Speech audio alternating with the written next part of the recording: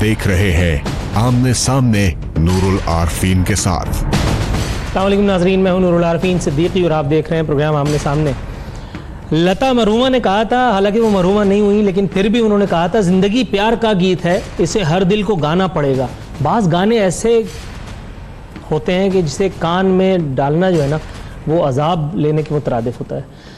इतने बुरे लगते हैं, इतने बुरे लगते हैं, बेवक्त की रागनी भी कहा जाता है। कुछ सियाने इसे बेवक्त की रागनी कहते हैं। ऐसी ही एक रागनी छेड़ी है जिसे बेवक्त की तो नहीं कहा जा सकता। इमरान खान साहब ने, जिसे सुनकर बहरहाल खुशी भी हुई और मायूसी भी। खुशी इसलिए हुई कि ये हमारी कौम के लिए एक अच्छी खबर है, और मायूसी इसलिए कि फिर मैं तनकीद किस पे करूँगा। कल आरिफ अलवी साहब पर जो तमंचेबाजी की थी मैंने, उस पर PTI के दोस्त कुछ खफा हैं, उनकी खफगी को मैं दिल से कबूल करता हूँ। लेकिन जो इमरान खान साहब की मदद फरमाई थी उस पर उनकी ज़ुबानें जो है वो गुंग हैं, पता नहीं क्यों ऐसा है। लेकिन बहरहाल कल इमरान खान साहब ने एक मरतबा फिर कौम को और ख़ास तौर पे हम सब को हैरान कर दिया, बल्कि यूँ कहिए कि परेशान कर दिया। एक मरतबा फिर मुख्तसर मुद्दत के लिए ऑनियर हुए और ऑनियर होकर कौम से चंदे की मदद की अपील कर डाली, और वो भी अपने लिए नहीं, खुद मेरी, आपकी, हम सब की ज़रूरतों के लिए, ताकि डैम की तामीर का काम किया जा सके। इमरान खान साहब ने बैरून मुल्क मुकीम पाकिस्तानियों को मुखातिब करते हुए 1,000 कम से कम मदद की अपील की। उन्होंने कहा कि हमारी आने वाली नस्लों के लिए ज़रूरी है कि क़हत और खुश्क साली जैसे ख़तरात का सामना करने के लिए हम आज डैम की तामीर के काम का जो है वो आगाज़ करें। लेकिन पता नहीं क्यों पाकिस्तानी सियासत जो है वो तमाम उसूलों से, तमाम कवायद से, तमाम लॉजिक से आ रही है। नून लीग को यहाँ भी करार ना आया। नून लीग के मुशाहिदुल्लाह साहब फरमाते हैं, कहाँ गया कल से, हाँ, चंदे मांगकर मुल्क नहीं चलाया जा सकता। मुशाहिदुल्लाह और इनकी आवाज़ के साथ आवाज़ मिलाई किरमानी साहब ने। मुशाहिद साहब मजीद फरमाते हैं, हुकूमतें भीख मांगने से नहीं चलती, मौजूदा हुकूमत को कुछ करके दिखाना होगा। अब ये पूछिए हजरत, ये आपने जो अपने दौर में एक कशकोल इतना बड़ा सा अपनी मिल से किसी से बनवाया होगा, जिससे जा जा करके फिर IMF और पता नहीं कहाँ कहाँ मांगते रहे, उसका क्या? प्लस आपने जो कर्ज उतारो मुल्क सवारो मुहिम का एक स्वांग रचाया था, उसका क्या? लेकिन अब अगर सवाल डायरेक्ट हो जाए तो बुरा भी लग जाता है। मैं अपने मेहमानों का तारुफ पहले आपसे कराता हूँ, उसके बाद फिर उनकी तरफ जाऊँगा। मेरे साथ स्टूडियो में मौजूद हैं, पाकिस्तान पीपल्स पार्टी से ताल्लुक़ है नादिर नबील कबूल साहब। टेलीफोन लाइन पे हमें ज्वाइन कर रहे हैं lieutenant general retired Abdul Qayyum साहब, ताल्लुक़ है पाकिस्तान मुस्लिम लीग नवाज से, किसी तारुफ के मोहताज नहीं है। और साथ ही साथ डॉक्टर रमेश कुमार, मेरे बहुत ही अपने डॉक्टर रमेश कुमार इस वक्त मौजूद हैं। सर, बहुत दिनों के बाद आपसे मुलाकात हो रही है, और वो भी यूं। आपकी आमद का बेहद शुक्रिया। सबसे ज़्यादा शुक्रिया lieutenant general retired Abdul Qayyum साहब का कि मुझे जानते हुए भी वो इस शो में शरीक हुए। सर, आपकी मैं थोड़ी सी तवज्जो चाहूँगा, बल्कि यूं चाहूँगा कि आपसे मैं आगाज़ करूँ। सर, आप करें तो खेल और मैं खेलूं तो बदतमीजी, ये कैसे? मतलब please pardon me saying so, लेकिन अगर आपने कर्ज उतारो मुल्क संवारो मुहिम इनिशिएट की थी तो वो थी पाकिस्तान के लार्जर इंटरेस्ट में, और अगर वही काम इमरान खान कर रहा है तो आप उस पर तनकीद कर रहे हैं बजाय उसके हाथ मजबूत करने के। क्या कहेंगे सर? देखिए नूरुल आरफीन साहब, आपकी बहुत मेहरबानी, आपने लाइन पे लिया है। मैं डॉक्टर साहब को भी मेरा सलाम दें, मेरे पुराने साथी हैं रमेश कुमार साहब, और पीपल पार्टी के साथी भी बैठे हैं। ये एक इम्पॉर्टेंट इशू है पानी का, और ये सब जानते हैं कि कल इमरान खान साहब ने भी यही कहा कि जब पाकिस्तान बना तो 5,600 क्यूबिक मीटर पर हेड था अवेलेबल, और अभी यानी 1,000 मीटर क्यूबिक मीटर अवेलेबल है। तो इसलिए इसके ऊपर ज़रूरत है। मुस्लिम लीग नून की हुकूमत ने पिछली दफ़ा जो अपने इस दौर में 1 खरब और 23 अरब यानी 123 अरब रुपया भाषा के लिए करके लैंड एक्वायर कर ली, फर्स्ट टाइम इन हिस्ट्री। इस पर बड़ा अरसे से काम तो हो रहा था, दासू के ऊपर भी, और अभी इस बजट में भी कुछ 23 या 25 अरब रुपए छोड़े के काम चले। तो ये एक बड़ी ज़रूरी चीज़ है, और आई थिंक मैं एग्री करता हूँ कि प्राइम मिनिस्टर ने ये कहा कि मसाइल तो बहुत से हैं, लेकिन इनमें ये मसला बहुत आम मसला है। तो आप हमारे PMLN के कुछ जो हैं सेनेटर्स या MNA, उनके बयानात इंडिविजुअली दे रहे हैं। मैं एक जनरल बात कर रहा हूँ कि ये एक अच्छी काज है, पूरी कौम उसके ऊपर मुत्तफिक है, और अल्लाह के करम से ये बात ठीक है कि हम चंदे से सारी चीजें नहीं कर सकते, लेकिन जो लोग मदद जितनी कर सकते हैं वो जरूर करें। एंड आफ्टर ऑल जो हुकूमत को ही अरेंज करना होगा, देखिए ये हंड्रेड्स ऑफ मिलियंस और कई 100 अरब रुपए चाहिए हैं, और उसके लिए टोटली हम लोगों को मिल्क नहीं कर सकेंगे।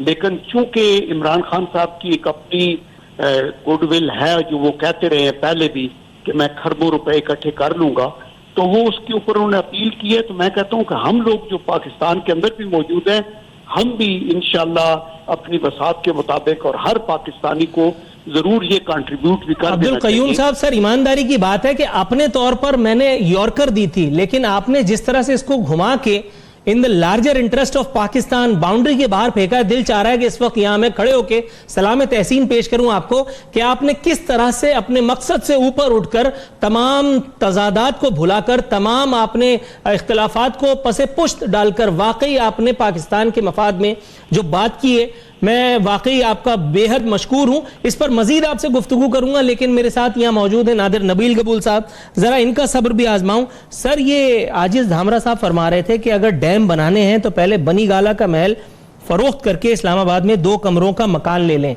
वो आसिफ अली जरदारी साहब जो पूरे पाकिस्तान में 2-2 कमरों का बिलावल हाउस बनाते फिर रहे हैं, वो सब किराए पे चढ़ गए क्या? नहीं जी, पहले तो थैंक यू, सलाम अलैकुम साथियों को, सबको, आपको भी। देखें, बिलावल भुट्टो जरदारी साहब ने नेशनल असेंबली में अपनी खिताब के अंदर ये फरमाया था कि इमरान खान साहब प्राइम मिनिस्टर सेलेक्ट बन गए हैं, मगर जिस तरह भी बने उनको अब हम नेशनल इंटरेस्ट के कॉज में हम लोग हमेशा सपोर्ट करेंगे। जो जो पाकिस्तान के बेनिफिट में जो जो इकदाम होगा उनका, तो डेफिनेटली पानी का एक बहुत बड़ी किल्लत आने वाली है हमें सामने, और बहुत सारे नॉन गवर्नमेंट इंस्टीट्यूशंस ने भी इस चीज़ को हाईलाइट किया है कि that we going to face acute shortage of water। तो डेफिनेटली अगर इमरान खान साहब ने एक इनिशिएटिव लिया है तो उनको चाहिए है कि अपने आप के फंड से भी उसमें इन्वेस्ट करें, क्योंकि उनका एक मैं पुराना इंटरव्यू भी देख रहा था, वो बड़े प्राउडली कह रहे थे कि जी शौकत खानम के अंदर मैंने तो अपना तो पैसा नहीं लगाया, आवाम ने मुझे सपोर्ट किया, लोगों ने सपोर्ट किया। मगर ये जो पानी का इशू है, ये सिर्फ एक अस्पताल की बात नहीं है, ये पूरे मुल्क के पूरे मुल्क की बात है। अच्छा, जिस सूबे को आप इस वक्त गवर्न कर रहे हैं, पाकिस्तान पीपल्स पार्टी की मैं बात कर रहा हूँ, पाकिस्तान पीपल्स पार्टी के मानने वालों की, उनके वोटर्स की तादाद, उनके सपोर्टर्स की तादाद तो और भी बहुत ज्यादा है, आपको पिछली मर्तबा से ज्यादा अवामी पजीराई हासिल हुई है। ये मुझे बताइएगा, आप और आपकी सियासी जमात इमरान खान के इस नेशनल कॉज में किस हद तक आगे जाने के लिए तैयार हैं? इख्तलाफात तो वो अलग है, आपने वो कह दिया कि 2 कमरों का मकान, आपने मेरा सवाल स्किप कर दिया, इस पे मैं आपको बता दूं, इतना नादान नहीं होगा मैं सवाल भूल जाऊं। मुझे पहले आपने ये बताना है कि वो 2 कमरों का मकान बिलावल हाउस आपने पूरे पाकिस्तान में बना हुआ है, उसका किराया कितना है, और क्या कम से कम उसी का एक किराया आज के इस प्रोग्राम में आप बैठ के अनाउंस करते हैं कि ये डैम की तामीर के लिए मख्तस किया जाएगा? लेकिन जी, प्राइम मिनिस्टर साहब ने बोला है कि अपनी अपनी ज़ाती हैसियत में आप लोग जो दे सकते हैं आप वो दें। तो बिलावल हाउस मेरा तो नहीं है, अगर बिलावल भुट्टो जरदारी साहब का उसमें हिस्सा है, उनके फैमिली का हिस्सा है, तो वो बेहतर बता सकेंगे कि वो अपने ज़ाती तौर में कितना इस फंड के लिए देना चाहेंगे चैरिटी के तौर पे। जहाँ तक बिलावल हाउस की बात है, वो उनकी अपनी जागीर है, वो उसको बेचें नहीं बेचें, किराए पर चढ़ाएं, वो उनकी मर्जी है। इमरान खान साहब के लिए मैंने इसलिए कहा था बिकॉज इमरान खान साहब जब इनिशिएटिव ले रहे हैं तो उनको चाहिए कि अपने पर्सनल वेल्थ से भी कुछ इन्वेस्टमेंट करें और कौम को दिखाएंगे जी मैंने अपने जेब से मैंने इतने पैसे दिए। लीडिंग फ्रॉम द फ्रंट वाली बात कह रहे हैं आप, दुरुस्त समझ गया। अच्छा सर, डॉक्टर रमेश कुमार साहब, सर ये मुझे बताइए, पिछले अदवार में, अनफॉर्चुनेटली पिछले अदवार में अगर पाकिस्तानियों से किसी मदद का तकाजा किया जाता तो ऐन मुमकिन था कि इस रिक्वेस्ट के फौरन बाद हॉल ही खाली हो जाता। इमरान खान साहब के साथ मामला ये तो खैर लोग मानते हैं कि उलट है। बैरून मुल्क मुकीम पाकिस्तानी भी इमरान खान साहब की सदा पर लब्बैक कह रहे हैं। मेरे सामने मुख्तलिफ मिसालें मौजूद हैं, कहाँ से कतर से भी $1 लाख का ऐलान हुआ है और मुख्तलिफ जगहों से पाकिस्तान में भी जो है वो चंदे की अनाउंसमेंट शुरू हो गई हैं।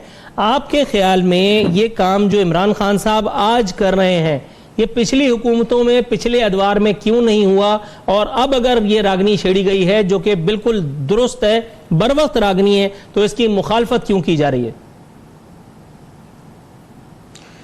देखिए, पहली चीज़ तो ये कि हमें माजी की बुराइयों के ऊपर जो है ना नहीं जाना चाहिए कि माजी में क्या हुआ क्या नहीं हुआ। माजी में अगर कमज़ोरियाँ थी तब जो है वो एक हिस्ट्री बनी कि दुनिया के अंदर 2 पार्टी की सियासत होती थी, तीसरी पार्टी की कभी सियासत नहीं होती थी, मगर पाकिस्तान में तीसरी पार्टी आके सियासत आज कर रही है और आज प्राइम मिनिस्टर इमरान खान बना हुआ है।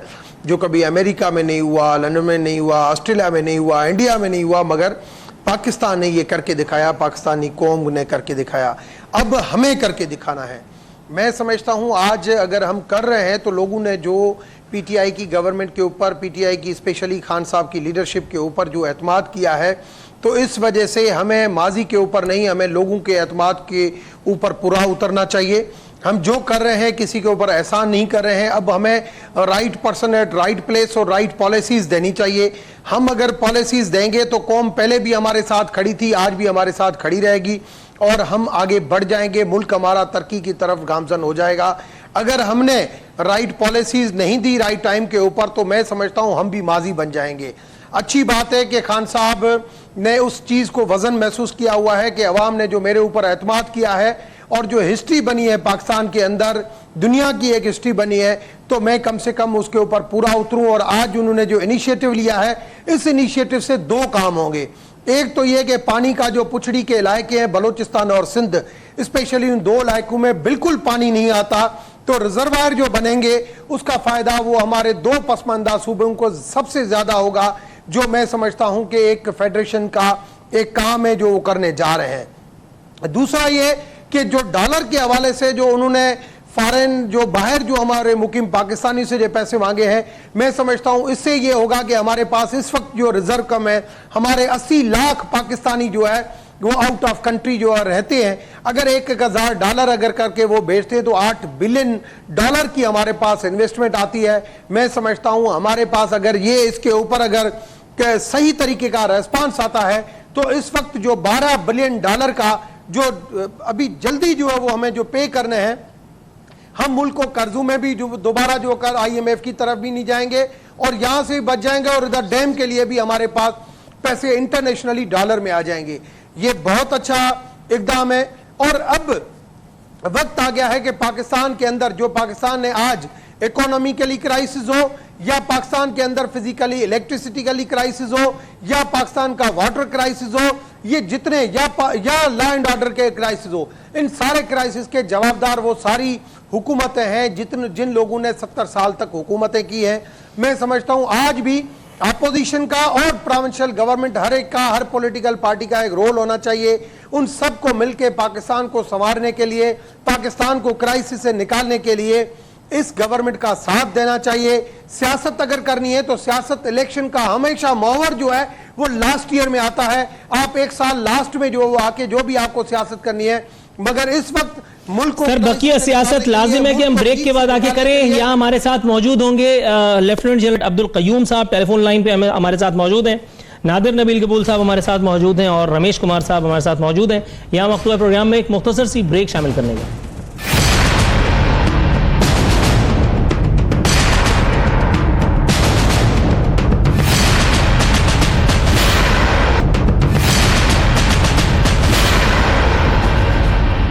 वेलकम बैक नाज़रीन, बदस्तूर हमारे मेहमान हमारे साथ मौजूद हैं। कयूम साहब, सर ये मेरे सामने एक स्टेटमेंट है, बल्कि एक रिपोर्ट है कौमी कमीशन बराए इंसानी हुकूक, ये बता रही है कि पाकिस्तान में पानी की सूरत-ए-हाल सिर्फ एथियोपिया से बेहतर है और मुल्क में 80% पानी के सैंपल्स आलूदा हैं। अगर तो ये रिपोर्ट दरोग गोई पर मबनी नहीं है, जिसके आसार कुछ कमी है कि ऐसा कुछ होगा, आपके ख्याल में ये हमारी जितनी जमहूरी हुकूमतें और जितने जमहूरियत के मुगन्नी थे, ये उन सब की कारकर्दगी पर एक बड़ा सा क्वेश्चन मार्क नहीं है? क्या कर रहे थे ये सब? ये आप बिल्कुल ठीक कह रहे हैं कि खुसूसन आप ये देखें कि अयूब खान एक डिक्टेटर थे और उन्होंने आके तरबेला डैम बनाया, मंगला डैम बनाया, रावल डैम बनाया, ये खानपुर वाले का वारसक डैम, और वो अभी भी उनके बाद जब उनको ये चॉइस था कि काला बाग बनाना है तो उन्होंने कहा कि काला बाग तो सिंपल है और फौरी तौर पे बनेगा और लेस आप तरबेला बनाएं जो मेरे इलाके में है, क्योंकि होंगे तो चूंकि मैं मौजूद हूं तो मैं उनको तो तरबेला बना दिया। इसके बाद काला बाग को पोलिटिसाइज कर दिया। फिर ये सारी हुकूमतें सिविल मिलिट्री इतने टाइम गुजरता गया तो इस तरफ तवज्जो नहीं दी। मैं आपको ये बताना चाहता हूँ कि अभी तकरीबन यानी भाषा की लैंड एक्विजिशन का मैंने पहले आपको बताया कि 123 बिलियन पे करके सारा कर दिया गया और आगे चलना चाहिए। ये मसला किसी एक जमात का, ये एक तबके का नहीं है, ये पूरी कौम का है। दैट इज वाई मैं ये कह रहा हूँ कि अभी जो प्राइम मिनिस्टर अपील कर रहे हैं, बाखुदा मैं दिल की व्यथा कर रही हूँ, उसे कहता हूँ अल्लाह ताला करे ये कामयाब हो बहुत सा। और मैं अपील करूंगा अपने सारे लोगों से भी जो बाहर हैं और मुल्क के अंदर हैं कि हम अपनी अपनी बसात के मुताबिक दें। लेकिन हमारे जो चंद एक MNA ये कह रहे हैं ना कि देखिए चंदों से काम नहीं चलेगा, उसके अंदर भी आप सोच करते हैं ये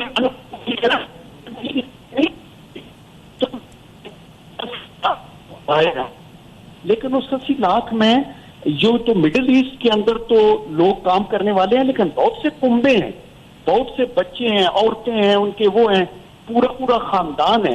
तो इसलिए जो एबल बॉडीज हैं जो रास्ते पार कर रहे हैं, यूरोप में तो पूरे पूरे खानदान रह रहे हैं ना, उन सबको काउंट करके ये 80 लाख बनते हैं, तो वो कम होंगे। और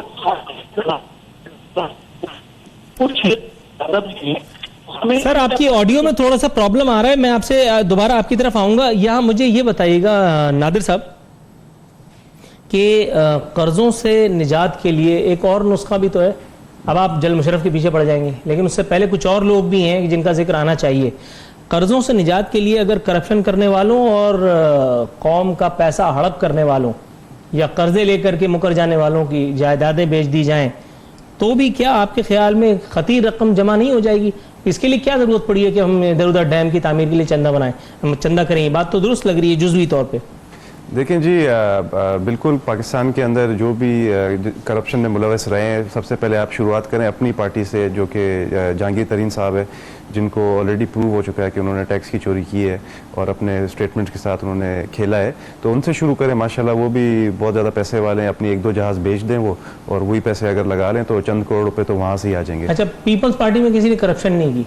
पीपल्स पार्टी में अगर किए आप तो बिल्कुल इन्वेस्टिगेट करें, नैब को आप डीपोलिटिसाइज करें और अक्रॉस द बोर्ड आप अच्छा करें। अपने लिए आपने ऐसा होम्योपैथिक नुस्खा बताया है कि जिस पे अमल करते करते 500 साल हो जाएंगे, और ये प्रोग्राम तो जाहिर उस वक्त तक रहेगा नहीं, लेकिन जब बात आई किसी दूसरी जमात की तो उसको फौरन आपने फना फिल्ला कर दिया।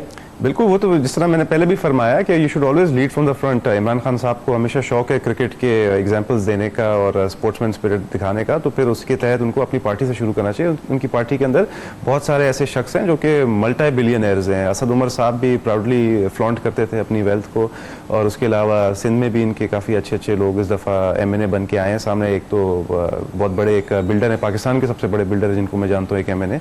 तो इनसे सबसे पहले शुरुआत करें और यहाँ से ही ठीक ठाक फंड जमा हो जाएगा। अच्छा, उसके बाद PTI में मल्टी बिलियनियर्स हैं, लेकिन पीपल्स पार्टी में सारे 120 गज के घर में रहने वाले हैं, सारे मिडिल क्लास ही हैं, सब मोटरसाइकिल पे घूमते हैं। देखें सब तो मिडिल क्लास ही नहीं होगी, मगर पीपल्स पार्टी में ज्यादातर जो आवाम है वो बिल्कुल लेबर क्लास है। आवाम तो अल्हम्दुलिल्लाह, आवाम तो 71 साल से मिडिल क्लास है, बल्कि लोअर मिडिल क्लास में ही घुस रही है वो। आपके ख्याल में मैं बात कर रहा हूँ रहनुमाओं की, जो डबल केबिन पे आते हैं, जो लैंड क्रूजर्स पे आते हैं, जो इलेक्शन से पहले मोटरसाइकिलों से अपनी गाड़ियां बदल देते हैं। रहनुमाओं में हमारी एक सेनेटर है जो कि एक बहुत ही पासमानदा इलाके से थर की सेनेटर हिंदू खातून बनी है। उनके पास तो मोटरसाइकिल भी शायद ना हो, उसके अलावा वो उस पर बैठी अजीब सी लगती है, इसलिए अच्छा ही है कि नहीं है। और उसके अलावा एक MP हमारी एक बनी है शीदी कम्युनिटी से, वो भी बहुत ज़्यादा पासमानदा इलाके से हैं, और आई डोंट थिंक उनके पास वेस्पा मोटरसाइकिल भी होगी।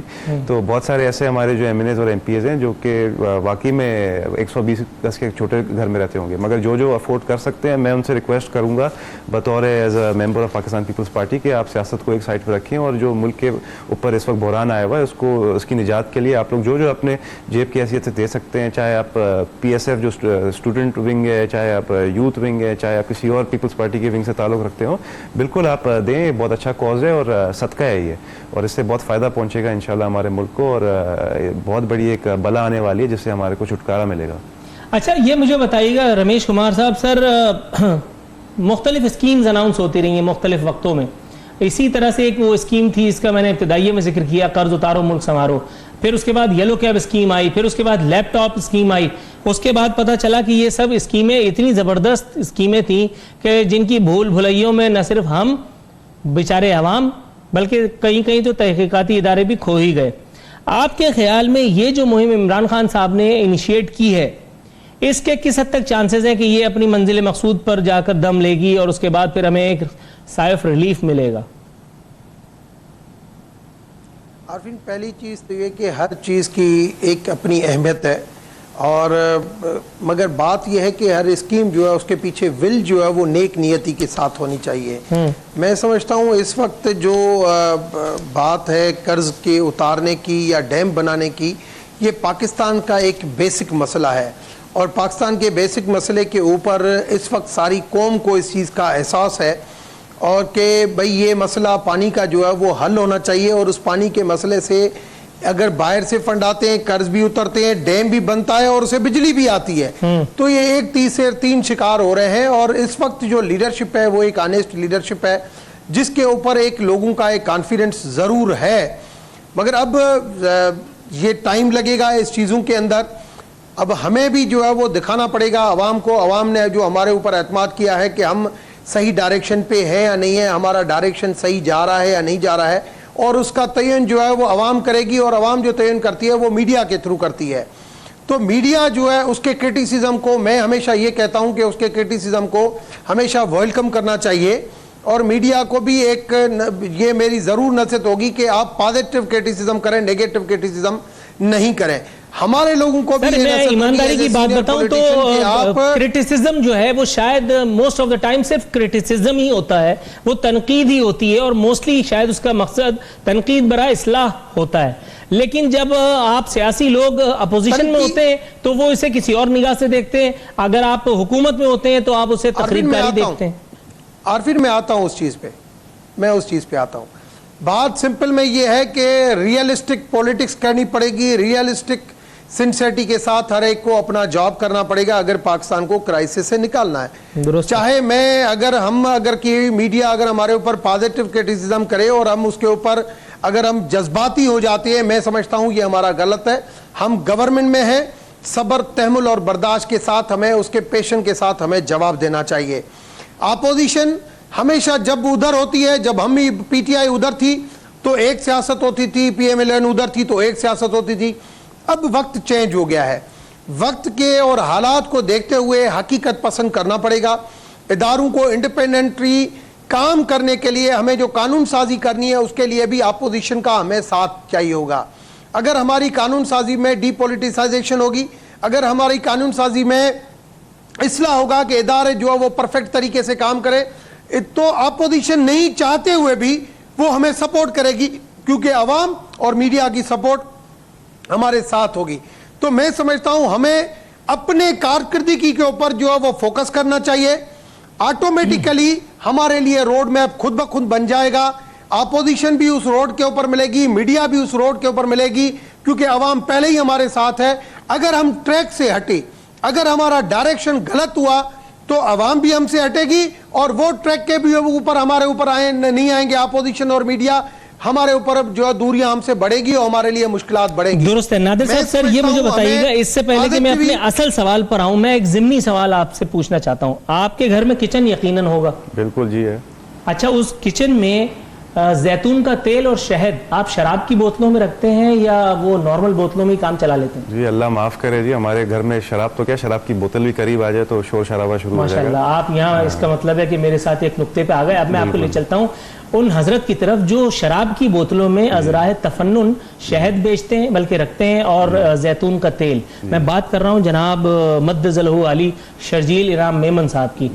सर, 6.25 अरब रुपए अगर आप उनसे दरख्वास्त करें, अगर आपकी याद अल्लाह हो या ये प्रोग्राम कोई उन तक पहुँचा दे, तो अगर वही वापस कर दें तो 6.25 अरब रुपए भी खतीर रकम है। डैम की कम से कम कुछ ईंटें तो खड़ी हो जाएंगी।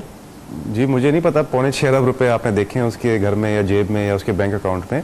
इन्वेस्टिगेशन बिल्कुल हो रही है, इसी वजह से वो जेल में बैठे हुए हैं अपनी मर्जी से। जेल में कहाँ बैठे हुए हैं सर? ये भी तो जेल में ना, आज तो जेल में वो, जेल में नहीं है। उनको वो तो सब जेल में थे और वो सब जेल में जो थी वो अपनों की थी, उनको और उस जेल में सब कुछ जेल जैसा भी नहीं था, ये चीफ जस्टिस बता चुके। उनको ट्रांसफर कर दिया गया दोबारा जेल में, तो जेल किसी वजह से ही उन पर इन्वेस्टिगेशन हो रही है नैब के ऊपर। और जिस तरह की अभी नैब है, मुझे नहीं लगता कि उनको कोई भी गुंजाइश देगी या बेनिफिट ऑफ डाउट देगी। नहीं सर, उसी नैब के होते हुए तो वहाँ वो अस्पताल के उस कमरे में वो बोतलें लेके बैठे हुए थे ना, शहद की बोतल सीधी तरफ थी और जैतून के तेल की उल्टी तरफ। नहीं, वो उनके गोद में नहीं पड़ी हुई थी, वो एक अस्पताल था, एक पब्लिक प्लेस है। अब उनके कमरे में किसने लाके रखा है, इस पे भी इन्वेस्टिगेशन हो रही है। जैसा आपको पता है, कमरे में कौन लाके रख गया सर? किसको? शर्जील इनाम मेमन पे इतना प्यार आ गया था कोई भी और हो सकता शर्जील है। इनाम मेमन इतने मासूम है। मैं एक दांत के ऑपरेशन के लिए एक दफ़ा अस्पताल गया था, मुझे 100 बंदे मिलने आते थे। उसको भी हो सकता है कोई 500 बंदे मिलने आए हो, कोई 1 लाख के शैतान छोड़ गया होगा। मेरा एक दोस्त है बड़ा अच्छा, उसको वो कभी शराब तो दूर की बात है, उसने कभी सिगरेट भी नहीं पिया। उसको पुलिस ने एक जगह रोका चेकिंग के लिए, डिग्गी में जाके देखा, एक शराब की बोतल निकाल दी। वो तो बेचारा नीला पीला हो गया,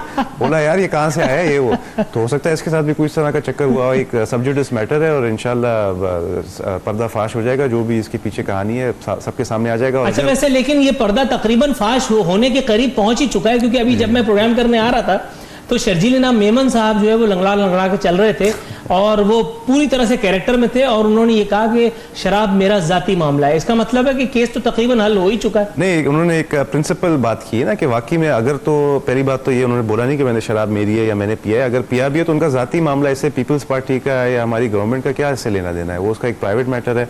अगर उसको सजा देनी है तो as a citizen of Pakistan, as a Muslim उसको सजा दें, as a member of People's Party उसको ना दें। क्योंकि अगर आप पार्टी लाएं तो फिर इनका पीटीआई का वो गंदापुर था, वो तो अपनी गाड़ी में लेके घूम रहा था और कह रहा था कि जी ब्लू लेवल के अंदर हनी पड़ा हुआ है मेरा। तो इस तरह तो बहुत सारे सियासतदान, बहुत सारे जर्नलिस्ट, बहुत सारे फौजी फिर गिरफ्त में आ जाएंगे, कोई नहीं बचेगा फिर। सर मैं बाकी किसी की तो बात नहीं करता, मैं दुआ गो हूं अल्लाह ताला से, बल्कि घर जाके 2 रकात नफिल पढ़ूंगा कि जर्नलिस्ट जल्दी से पकड़ में आ जाए, क्योंकि जब तक कोई जर्नलिस्ट पकड़ में नहीं आएगा ना तब तक मेरी दाल निकलने वाली। सर ये मुझे बताइए डॉक्टर रमेश कुमार साहब, आप किसी ऐसे को जानते हैं जो शहद का इतना आदी हो कि अस्पताल भी साथ लेके जाता हो शहद की बोतलें, और डैम बनाने से इतना आजिज हो कि वो शहद में ही सारा पैसा बर्बाद कर दे, डैम की तरफ उसकी निगाह ना जाए? देखिए मैं समझता हूं कि बदकिस्मती से इस्लामी जमहूरियत पाकिस्तान के अंदर, आपको आरफीन याद होगा कि मैं chief justice Sindh high court के पास सजाद अली शाह साहब जब चीफ जस्टिस थे, मैं चला गया था कि 150 वाइन शॉप है पूरे पाकिस्तान में, जिसमें से 137 वाइन शॉप जो है वो सिर्फ सिंध के अंदर है और वो सारे नॉन मुस्लिम कम्युनिटी के नाम पे है। और उसके पीछे सारी जो है वो मुस्लिम कम्युनिटी के जो MPAs, MNAs, मिनिस्टर वो भी बैठे हुए हैं। और हमारे मज़हब में, हमारे धर्म के अंदर शराब जो है वो स्ट्रिक्टली मने है। मैंने वहाँ पे गुरु ग्रंथ साहब के भी कोट किए, मैंने भगवत गीता का भी कोट किया कि हमारे पास शराब मने है, कुरान शरीफ में मने है। तो फिर ये क्यों जो है ये इस तरीके से चल रहा है? अगर हिंदू कम्युनिटी के हिसाब से अगर आप खोलते हैं या क्रिश्चियन कम्युनिटी के, तो 60 वाइन शॉप सिर्फ जो है वो कराची डिफेंस में 50 हैं, 10 और इलाकों में 60 कराची में। मगर जब मैंने यहाँ पे स्टे कराया तो सिंध गवर्नमेंट सर आपसे इल्तिमास है कि आप प्लीज उनका पता मत बता दिएगा, वरना ये प्रोग्राम इधर उधर हो जाएगा, देखने वाले कहीं इधर उधर गाड़ी स्टार्ट करके ना निकल जाए। आपसे इल्तिमास है कि सीट बेल्ट बांधे रखिए। एक छोटा सा वक्फा है, वक्फे के बाद आपकी तरफ दोबारा आऊंगा। नाजरीन यहाँ मुख्तसर सी कमर्शियल ब्रेक का।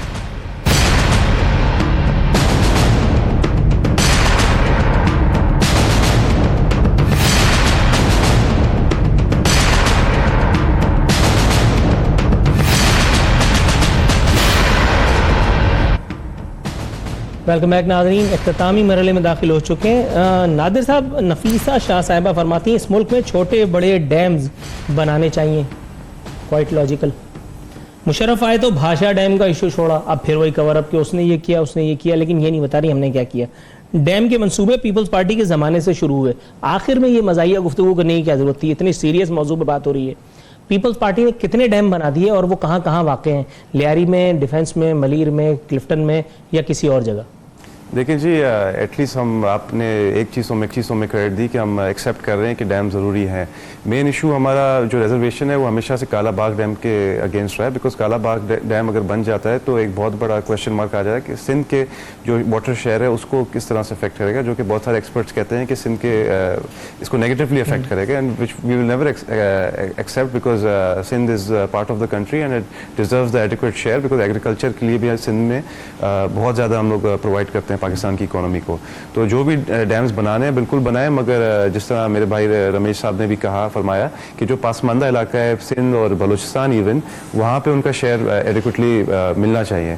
बाकी जिस तरह मैंने पहले भी फरमाया कि बिलावल भुट्टो ज़रदारी साहब ने ऑलरेडी बोला है कि जहाँ जहाँ नेशनल इंटरेस्ट की बात आएगी तो हम इमरान खान साहब को सपोर्ट करेंगे, और अगर डैम बनने हैं हुकूमत के दौरान। और अच्छा सर, आप खुद ही अपने तौर पर फरमाए जा रहे हैं तो मैं भी थोड़ा सा कुछ फरमा दूं अगर आप बुरा न माने। बिल्कुल फरमाए जी। सर ये मुझे बताइएगा, ये सारी जो जनरल नॉलेज आप मुझे दे रहे हैं कि डैम बनाना बहुत अच्छी बात है, डैम बनाने वाले बड़े अच्छे लोग होते हैं, वो कौमें बड़ी सदाबहार होती हैं जिनके पास डैम होते हैं, ये तो मेरा बेटा भी जानता है। ये कौन सी खबर दे रहे हैं आप मुझे? लेकिन मुझे आपने खबर वो देनी है ना कि आपने कितने डैम बनाए और वो डैम पीपल्स पार्टी ने कहां कहां बनवाए, मैं तो ये पूछ रहा हूँ। देखें जी, बिल्कुल इसमें हमारी वाटर पॉलिसी एक बहुत वाज़ेह है। हम एज सच हम लोग कोई मेजर डैम नहीं प्रोवाइड कर सके। मेजर? जी मेजर डैम। मेजर क्यों बदनाम कर रहे हैं? यहाँ तो कैप्टन डैम भी कहीं नहीं है। छोटे मोटे बराजेस, सक्कर बराज वगैरह पे हमने काम किया, उसकी रेनोवेशन वगैरह पे हमने काम किया। रंग रोगन करा दिया होगा, उसकी बात नहीं कर रहा, लेकिन तो उसमें एक दो बाल्टी पानी डालने से मतलब मेरा मतलब एक दो बाल्टी पानी नहीं, वो अंग्रेजों के दौर का था वो डैम, उसके ऊपर हमने काफ़ी रेनोवेट किया और उसको अपलिफ्ट किया और छोटे मोटे हमने अलग अलग इलाकों में बनाए हैं। मुझे इस वक्त नाम से याद नहीं है, but over our government tenure छोटे छोटे इलाकों में हमने इस तरह के बराजेस वगैरह बनाए जो कि पानी को हमने दूर दराज इलाके इवन थरपारकर तक हमने पानी पहुंचाया है। और ठट्टा के अंदर भी हमने पानी के ऊपर बहुत काम किया है, बल्कि बिलावल भुट्टो जरदारी साहब ने पिछले दिनों लॉन्च भी किया था। ये अभी लियारी में भी काफी पानी था, बहुत पानी था, उसकी वजह से लियारी से आपकी सीट भी गई, इतना पानी था वहाँ। कराची का इशू दूसरा है। कराची में मेन इशू है पानी की चोरी का, जो कि बहुत सारे फैक्ट्रीज और ये जो टैंकर माफिया है इसकी वजह से पानी की वो सारी हुकूमतों को सारे चोर कराची में नजर आते हैं। बाहर पूरे पाकिस्तान में सारे हाजी हैं, सबको कराची में बुराइयां नजर आ रही होती हैं। ये तो खैर अजीब बात है। सर ये मुझे बताइएगा रमेश साहब, ये शहबाज शरीफ साहब भी आज बाज नहीं आए। उन्होंने भी जो है वो एक एंटरटेनमेंट प्रोग्राम चलाया था। वो फरमा रहे थे कि नवाज शरीफ की हुकूमत ने भाषा डैम के लिए 122 अरब रुपए खर्च किए। ये कहां चले गए सर 122 अरब रुपए? इसकी कोई रसीद वगैरह मांगी आपने इनसे? देखिए बात यह है कि पहली चीज़ तो ये कि मैं नादर, हमारा नबील कबूल मेरे साथ रहा है, मेरा दोस्त है, मेरा भाई है, उनका बेटा है, तो इस वजह से हमारा भतीजा है।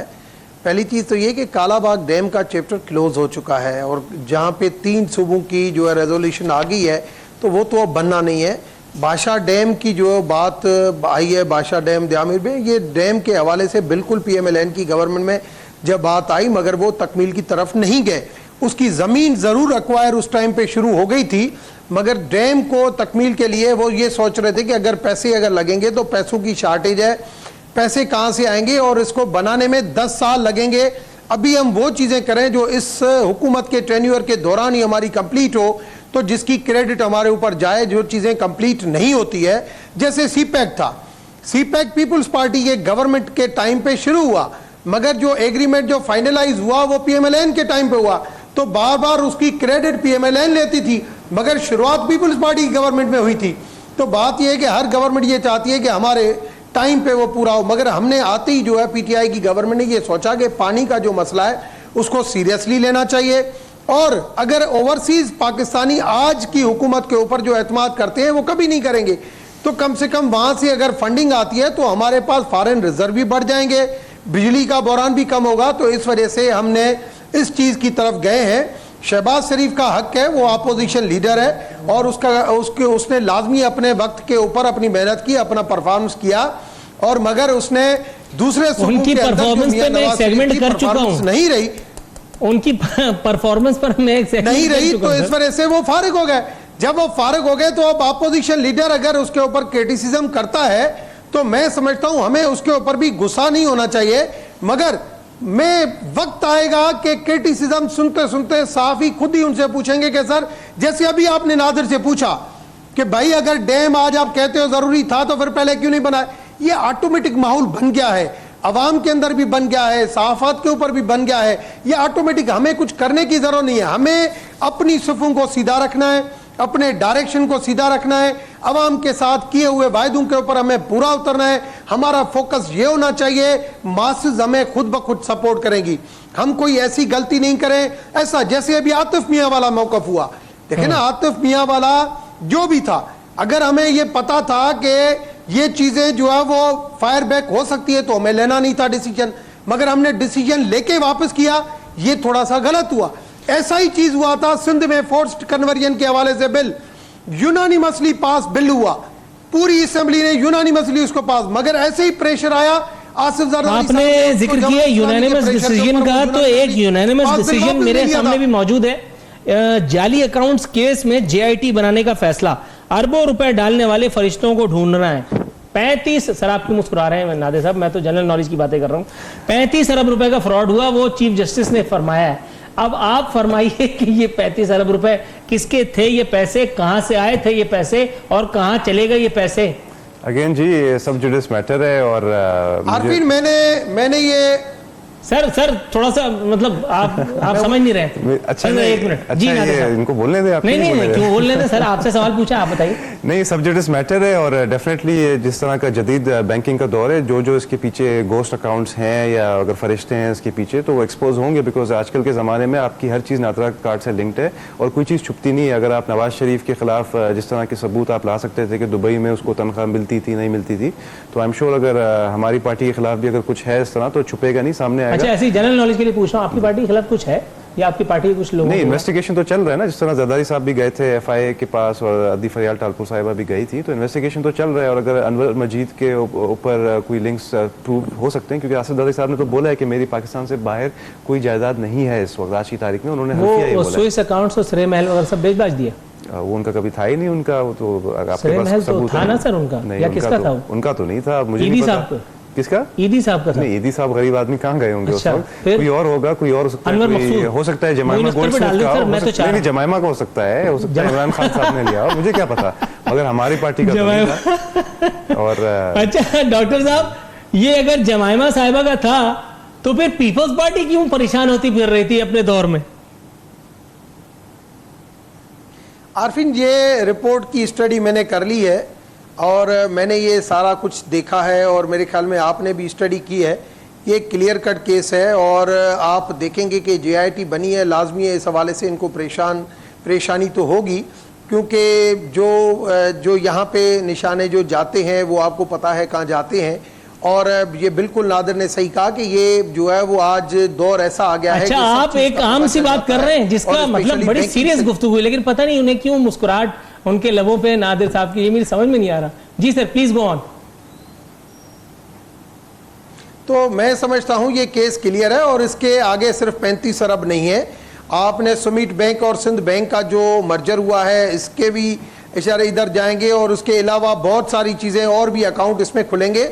मगर मैं समझता हूं कि ये सिर्फ जेआईटी इस हद तक भी महसूस नहीं हो, ये आगे भी बढ़ेगी। अभी जो दुबई के अंदर या इंटरनेशनली मुख्तलिफ मुल्कों के अंदर जो हमारे लोगों के जो कुछ प्रॉपर्टियाँ उसके ऊपर भी कुछ सुराख लग गया है, उसके ऊपर भी टास्क फोर्स बनी हुई है।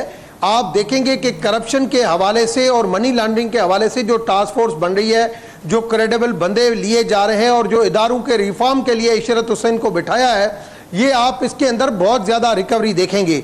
आप इस मुल्क को चलाना है तो सिर्फ एक्सपेंडिचर को कट करने से नहीं, आपको वो सारी चीज़ों को रोकना भी होगा और पुरानी मनी लॉन्ड्रिंग और उनको भी जो है रिकवर करना होगा। इन सारी चीज़ों के ऊपर जब आप फोकस करेंगे तब आप इकोनॉमिकली क्राइसिस से निकल सकेंगे। नहीं तो पाकिस्तान के अंदर इस वक्त जो 27,000 अरब डॉलर जो कर्जा है, 27 बिलियन डॉलर का, वो कोई छोटा कर्जा नहीं है। उसके लिए आपको सिर्फ एक्सपेंडिचर को आप कट करेंगे। हमारी रेवेन्यू आज भी जो है वो कम है। अगर हम एक्सपेंडिचर, अगर हमारी रेवेन्यू 4 बिलियन अगर होती है तो 4 बिलियन के ऊपर हमें, अगर हम उसको बढ़ा के भी लेके जाएंगे तो 6 बिलियन पे लेके जाएंगे, 7 बिलियन, 8 बिलियन। मगर मुझे बताएं कि किस तरीके से जो है वो कर्जा उतरेगा। उसका जो इंटरेस्ट है उसको उतारने के लिए हर कार्नर से हमें काम करना पड़ेगा। उसमें हमारी मनी लॉन्ड्रिंग को रोकना भी पड़ेगा, पुरानी रिकवरी भी करनी पड़ेगी, करप्शन जो हुई है उसकी भी रिकवरी करनी पड़ेगी।